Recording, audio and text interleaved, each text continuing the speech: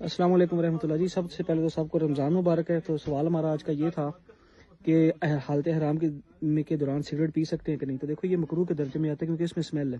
ویسے بھی حرم جائیں تو بندہ کیا اس طرح کا کام کرے, لیکن اس میں یہ ہے کہ یہ اس میں کوئی دم واجب نہیں ہوتا, نہ کوئی صدقہ ہوتا, صرف مکروہ ہے کہ ناپسندیدہ ہے.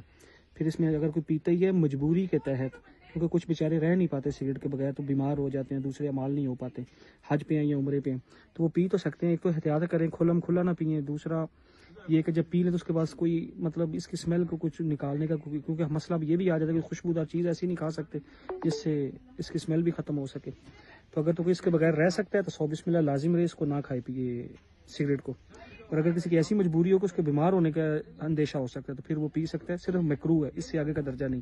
ہاں جو پان اور گٹکا ہے وہ نہیں کھا سکتے, کیونکہ اس میں جو خوشبو ہوتی ہے نا اوپر ڈالی گئی ہوتی ہے, تو ایسی خوشبو کھانا منع ہے. جیسے کچی الائچی کھانا منع ہے, لیکن اگر سالن میں پک جائے تو پھر وہ نہیں منع. کوئی بھی خوشبو جو سالن میں پک جائے, جیسے زیتون کا تیل یا کوئی بھی خوشبودار چیزیں ہوتی ہیں جو آگ پہ پک جائیں, ان کا مسئلہ الگ ہو جاتا ہے, وہ استعمال ہو سکتی ہیں لیکن کچی نہیں ہو سکتی. تو اسی طرح پان گٹکے میں جو چیزیں ڈلتی ہیں نا وہ سیدھی کچی ہوتی ہیں, تو پان گٹکا, سپاری, چھالیاں اس طرح کی چیزیں نہیں کھا سکتے. حالت حرام ہے وہ تو منع ہی منع ہے نا, اس پہ دم ہے. تو سگریٹ جو ہے یہ مکروہ ہے, اس کو پی سکتے ہیں لیکن نہ پینا افضل ہے. نا پسندیدہ, اس میں اسمیل آتی ہے فرشتوں کو بھی, ویسے بھی ادھر ایک طبیعت ایسی ہوتی ہے, لیکن کوئی مجبوری کے تحت پیے تو وہ چھپ چھپا کے پیے. تو اسی کا ریلیٹڈ جو پوچھنا ہو تو آپ پوچھ سکتے ہیں. جزاکم اللہ, دعا میں یاد رکھیں.